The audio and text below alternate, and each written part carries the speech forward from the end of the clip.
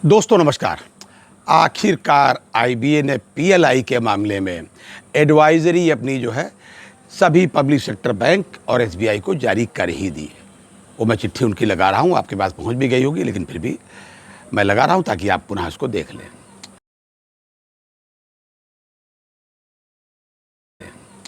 इसमें वही 8 पॉइंट जो पहले भी थे और वही 8 पॉइंट लगा दिया है कि अब इनमें से कैसे क्या तय होगा, किस पॉइंट पर कितने नंबर मिलेंगे, इसके मार्क्स क्या होंगे, जिसके आधार पर ये पीएलआई डिसाइड होगा।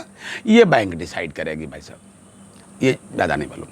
और इसमें है क्या भाई साहब, महत्वपूर्ण बात, महत्वपूर्ण ये है कि पहले भी 15 दिन था भाई साहब जी, 5, 10, 15 डेज इस तरीके से था, और अब भी कैप वही 15 दिन का। तो मेरी ये समझ में नहीं आता, आदरणीय CH वेंकटचलम साहब, आप सबसे वरिष्ठ आदमी हो, कृपया ये बताने की कृपा करें, मतलब हम लोगों को, कि भाई साहब ये इसमें लाभ क्या हुआ। इसको कॉम्प्लिकेट करने से, देखिए कॉम्प्लिकेट अगर कोई चीज़ करो और हमारे मेंबर्स का, एम्प्लॉइज़ का, कर्मचारियों का, अरे यार देश का ही कुछ फ़ायदा हो तो समझ में आता है, लेकिन बस कॉम्प्लिकेट करने के लिए कॉम्प्लिकेट हो तो ये मतलब नहीं समझ में आया। 1 रुपये का फ़ायदा किसी का नहीं हुआ। एडवाइजरी नोट जारी हो गया, चलिए भाई अच्छा किया, एडवाइजरी नोट भाई साहब जारी हो गया। अच्छा, फिर इसमें क्या हुआ, फिर कॉम्प्रहेंसिव आदेश फिर भी जारी नहीं हुआ कि भाई साहब ये आरआरबीज को भी मिला है, यानी ग्रामीण बैंकों के लिए फिर भी आदेश करने के लिए फिर दूसरा दरवाज़ा खटखटाना पड़ेगा, जैसे 12th बीपीएस के लिए किया। यानी कि 8 मार्च 2024 को जो है साइन होने के बाद उसी मार्च में सबको मिल गया, सारी बैंकों को, और आरआरबी को मिला यही भाई साहब जुलाई में 9 तारीख को। इतनी मेहनत कर ये यही काम कुछ कर लेते हैं भाई साहब। चलिए भाई साहब, जारी हो गई तो जारी हो गई। अब एक बिंदु और आपसे पूछना है भाई साहब, आपसे एक पूछने का मतलब है कि आप इस पर अपने कमेंट जरूर दिया करें कि आखिर इस पर क्या आपकी राय है। देखिए, न तो 5 डेज पर इन्होंने दोबारा रिमाइंड कराया, ठीक है भाई आईबीए ने वहाँ भेज दिया, आप कहीं कोई चिट्ठी भेजते हो तो उसके बाद रिमाइंडर नहीं भेजते हो साहब हमने इतने दिनों पहले ये आपके पास भेजा था कि भाई साहब इसमें क्या हुआ, नहीं हुआ तो आपके सुलभ संदर्भ के लिए मैं दोबारा वही पत्र भेज रहा हूँ। यही भेजते थे ना मैनेजमेंट के लोग, नहीं भेजा भाई साहब। दूसरी बात एक और, रिटायरीज़ के मामले में, रिटायरीज़ को क्या मिला, रिटायरीज़ के लिए ये था कि आपका एक्सग्रेशिया प्रतिवर्ष अप्रैल के माह में रिव्यू करेंगे। भाई साहब झूठा रिव्यू करने के लिए एक फर्जी मीटिंग की, फर्जी का मतलब माफ़ कीजिएगा, एक बिल्कुल औपचारिक मीटिंग की इन्होंने, औपचारिक मीटिंग की, और मीटिंग में सब पहले चाय वाय पी करके तय कर लिया कि साहब अब चूंकि किसी का प्रॉफिट का कुछ हिसाब किताब आया नहीं, अभी फाइनल डाटा नहीं आया। अरे भैया मार्च में क्लोजिंग होती है 31 मार्च तक, बल्कि पहली तक भी कभी कभी हिसाब किताब चलता रहता है। अब कहाँ से अप्रैल में आ जाएगा इतनी जल्दी, या तो आप पहले मई जून उनको तारीख रखे होते।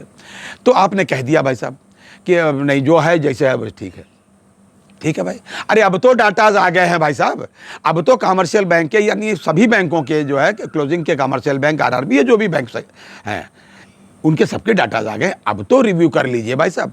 मैं ये चाहूँगा CHV साहब से, UFBU से, और आप मतलब सभी मेम्बरान से जो कि उसके UFBU के मेंबर बैंक्स हैं, बड़े बैंक्स हैं, सभी लोग हैं, कि कम से कम आप इस पर फिर से बात करें। 6 महीने का आपका समय मिला था रेजिडुअल इश्यूज़ के लिए, लेकिन अब रेजिडुअल इश्यूज़ छोड़ो, ये तो वही इश्यूज़ में फाइनल हुआ था तब ये हाल है।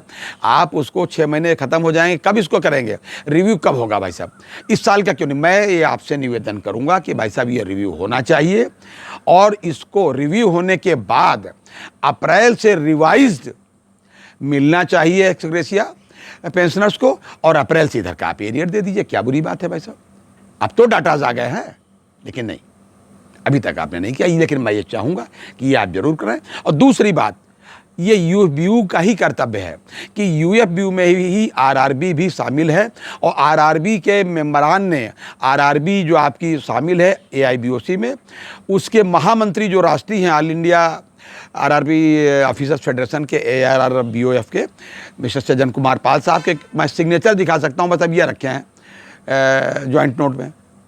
अब उन्हीं के बैंक में मिल नहीं रहा, ये कौन सी बात हुई भाई। इतना मेहनत करने के बाद 12th BPS जो है आरआरबीज को मिला, तो कॉम्प्रहेंसिव ऑर्डर भी उनके लिए जारी करा दें, ये आपके पीएलआई के लिए भी है और इसके लिए भी भाई।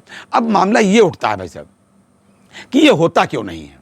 2 बातें वहाँ चल रही हैं।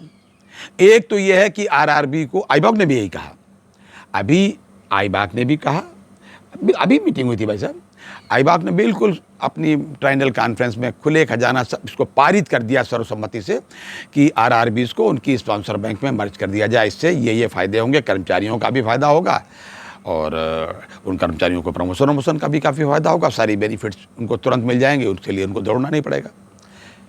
चलिए, ये उनका है। एक अन्य धड़ा है, दूसरे लोग हैं, वो कहते हैं, कुछ एसोसिएशन दूसरी भी है, उनका अपना मानना है कि नहीं साहब, हमारी तो पुरानी पहचान है साहब, उसको बिल्कुल मेंटेन रहना चाहिए, हम तो वहाँ से आते हैं, तो हमारे लिए भारतीय राष्ट्रीय ग्रामीण बैंक बन जाए। अरे भैया, बन जाए, वही बन जाए, कुछ बन जाए, लेकिन इतना जरूर हो, अगर मान लो बन भी जाए और बनने के बाद भी बार बार दरवाज़ा खटखटाना पड़े, पीएलआई के लिए दरवाज़ा अलग खटखटाइए, एक्स ग्रेशिया के लिए अलग खटखटाइए, 12 बीपीएस के लिए अलग, क्या मतलब है भाई साहब? खैर, कोई कुछ तो बने भाई, लेकिन वर्तमान स्वरूप में कंप्रेहेंसिव ऑर्डर आप देते रहे, कुछ आप करिए।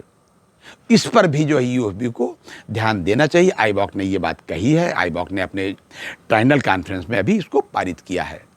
तो अभी चूंकि मैंने देखा कि मैं आपको बता दूं कि अभी भाई साहब ये जो पीएलआई का आदेश आया है, अरे कल ही आया है, ये जो मैंने चिट्ठी लगाई है भाई साहब, उसमें कहीं आरआरबी का नाम नहीं है जी। ये था आज तक का अपडेट, अगली बार अन्य अपडेट के साथ, तब तक अपना ध्यान रखिए, अपनी सेहत का पूरा ध्यान रखिए। जय हिंद, जय भारत, नमस्कार।